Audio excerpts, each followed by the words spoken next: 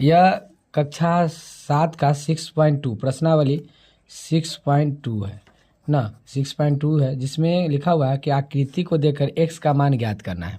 ठीक है, इसमें एक हमने आपको चित्र ही बना दिया है और इसके इसमें फॉर्मूला मैंने लिख दिया पहले। कहता है इसका मतलब होता है कि सम्मुख अंतःकोणों का योग बराबर है बाह्यकोण, यानी इसको इंग्लिश में कहेंगे the sum of opposite interior angle equal to external angle.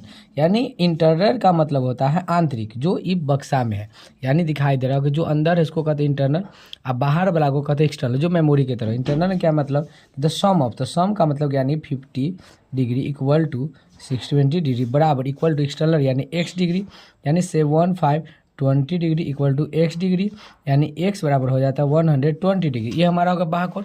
अब देखिए एक दूसरा तरीका, इसी क्वेश्चन का दूसरा, हमने बताया कि सम ऑफ इंटरनल डिग्री, यानी कहते इंटरनल डिग्री के बनने वाले क्या करेंगे हम 50 plus x degree equal to 110 degree, क्या कि इंटरनल आंतरिक और बाहरी बराबर है। तो हमको किसका वैल्यू निकालना है, x का, जिसका वैल्यू निकालना है, यानी x बराबर 110, ये प्लस में इधर आया क्या हो जाएगा, माइनस में हो जाएगा।